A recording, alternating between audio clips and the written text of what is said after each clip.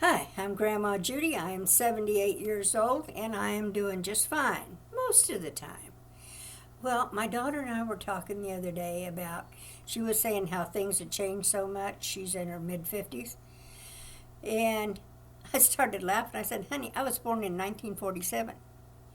The transistor was invented in 1947. You know what that means? That means every television set, every radio, every communication device had big tubes in it. And you could take the tubes out if they stopped working, and take them down to the store, and you could put them in a tester at the store, grocery store, hardware store, and test those tubes. And if it was gone, it would say, it would, and we'd turn around, we'd throw that away, and it would tell, and we'd reach down, grab one of the same number, and take over, and put in the television set, and whoop, had TV again. I know, completely different than now. Now, if your TV dies, you just throw it away and go get another one. I know. And my TV had this little bitty screen, not much bigger than my head, in a great big box. And we only had 3 channels, and they turned off at midnight every night.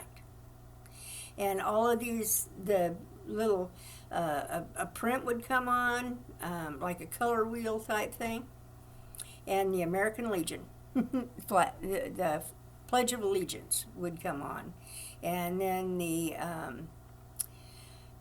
America the Beautiful, I think, was the one that they did quite often. Anyway, that was our life. And we had I Love Lucy, we had One News, and Saturday morning was cartoons. But there wasn't movies or anything really on yet. There was just I Love Lucy was on, Red Skelton, I forget some of the names. That's the other thing that's happening with me old. Some things just go out of my mind. I mean, literally. I'll be saying a word and it goes, and it will come out. I know. Scary as all get out, because I'm old. And when things start going wrong, they go wrong usually pretty big. Although, I broke my arm and it's not real big. It's not a big problem. I'll be getting this cast off in another 9 days. And then I'll wear a brace for another 3 months. And this is the 3rd cast I've had on. The first one went around my elbow and up and covered all but the tip of my fingers. And then they took that one off after, I think, just not quite a week. And they put another one on, and it's the same length as this, but it still came up and it just covered all but the ends of my fingers. Now we got this one. This one's so much nicer and weighs so much less, but they cut it down, so I have my fingers, I have my thumb, which is really nice. Now I have to be careful because these 2 fingers, the bone down here to them got broken, but that seemed to have been healing really well. I know, I'm lucky. I feel really nice. But anyway, back to old times. Have you ever watched and seen your reaction of your grandkids and stuff if they come over to Grandma's house and open the silverware drawer? They don't know what any of that stuff's for. Potato mashers, sifters. They have no idea. And so that's always fun, because I realized that when my granddaughter, who was, 12, 13 years old, one of them came over and I was cooking dinner and I was getting ready to mash the potatoes. And I said, get me the potato masher. It's in the 2nd silverware drawer. And she's opening it and she's doing this. And she goes, Grandma, I don't see a potato masher in there. And I said, well, yeah, it's got a big red and striped handle on it. And just a minute, and I turned around and went over there and grabbed it out. She goes, that's a potato masher? You know, it has those curly Q lines on it, and it's all got a big wooden handle. And I said, well, yeah, what do you use to mash potatoes? She goes, oh, well, we just buy a bag and pour it into boiling water. Okay. I can see that in an emergency. I mean, you got a bunch of people show up and you weren't expecting them for dinner, and you've got to turn your 4 little potatoes that you did for your dinner into enough for 8. I can see using a bag to add to those potatoes. But every day? Huh. Anyway, so I showed her how to mash potatoes with a potato masher. And then I added the milk and the butter and the salt and the pepper. Mixed it all up real well, and I put it in a big bowl, and then I put a big slab of butter right in the middle of it. She goes, I don't know if that's healthy, Grandma. What? Butter? It came from the cow, honey. It's fine. Just don't eat that plastic stuff you're getting at the grocery store in the little plastic tubs, because that's made out of petroleum. Not particularly good for you. But my cow butter, now that's good for you. So things change so much. And cars, oh my God, cars were huge. Big fins, big bubble light fixtures, and no seat belts in the back seat. Very few. Some cars didn't even have them in the front seat, but none in the back. And there was no such thing as a car seat for a kid. No, I don't know how my kids survived, and there were 5 of them. I would just turn around and say, okay, kids, get in the car. And either my husband or I would drive, and we would head to the store or wherever we were going. And the kids would bicker and fight and shove each other with their elbow and carry on. And we just ignored it. And today we would go to jail. We would. Because we'd be so abusive parents because our kids weren't strapped in. Now, I agree, the car seats are a great invention, and I'm not knocking those at all.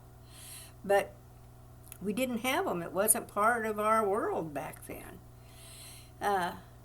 And our cars were made out of steel, so they tended to dent more than collapse. But today, I was looking at the engineering of, I have a Mazda I bought. It's used. This is 2025, and this was a 2016 Mazda. And I was looking at the book, and it shows that there's an actual cage built into that car so that if I'm in an accident, the car might collapse around me, but the cage is supposed to protect me. I'm like, well, that's really nice. I appreciate that. Wonder how I'm going to get out of the cage. Anyway, but things just change so fast. And remember when when they went to the moon? Oh my God. I had that little bitty TV screen still. And so we actually went to town to a television store, and they advertised, everybody come in so you can watch the moon landing. So we all went in. We drove 45 miles to that store and went in so we could all watch the moon landing. And it was wonderful. We were so excited. We were hooting and hollering. We were clapping. And almost all of us bought a new television set. And we went from this TV to this TV, but it was still octagon. I know, but things change so fast. Oh, I mean, I can't even tell. I can't hardly describe how much has changed. I knew all my neighbors, all of them.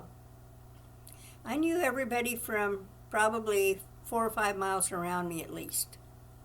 And if their kids went to my kids' school, if they were gardeners, if their kids wanted to come horseback riding and that maybe they lived in town, Or maybe they just didn't have the time, money, or whatever to deal with horses. We always had a sleigh, so everybody was around our place. Very different than today. Today, you have to make an appointment to go see your neighbor. I know. All I had to do was knock on the door and say, "Hey, it's Judy." And I'd get a, "Well, come on in, I'm in the laundry room." I know. Just different from today. Kind of sad, but today's a little scary because we have so many weird people. I know. I think it's because we allowed so many weird people to come into our country, number one. But even before that, people had gotten into themselves. Nobody was into community. Nobody joined the choir. Nobody joined assistance at school programs, anything like that. We all did. I mean, if you didn't volunteer to be a playground assistant or something at the school, they sent you letters. And if you ignored them twice, the third one had a date and a time on it, and they expected you to be there. So we did. And I didn't mind volunteering for the school at all, but my kids were in a one-room schoolhouse. And there were only 13 kids. 5 of them were mine. 2 finished in high school, 2 in junior, just going into junior, and 1 in first grade. I know. That was a surprise. Very pleasant surprise, but that was a surprise. But it's not like today. Today, everybody has to have planned, scheduled meeting. It's like they're working. You know, you have to have a planned, scheduled meeting to go over and visit with your neighbor for a few minutes. Even out here in the country where I live, it's considered bad manners just to walk up and knock on the door. They assume something's wrong if you knock on the door. I don't know why. But times have changed a lot. Okay. But I do think that today had some fun things to offer. Computers, for one. Nobody had computers. I mean, a computer was this monster. It would fill up like 10 houses for its memory and stuff. Fun fact, there is more memory in this phone than there was in the rocket and everything that went to the moon the first time. I know. They would have been tickled to death if they had had an iPhone. But I'm regressing again. This is Grandma Judy, and I do love visiting with everybody, and I hope you like visiting with me. So I'm going to end this now with a please like, share, and subscribe, and visit with me. Come back and tell me. I love getting the little messages, and I answer them all. Thank you so much. And bye-bye from Grandma Judy. Yes, I have to look every time.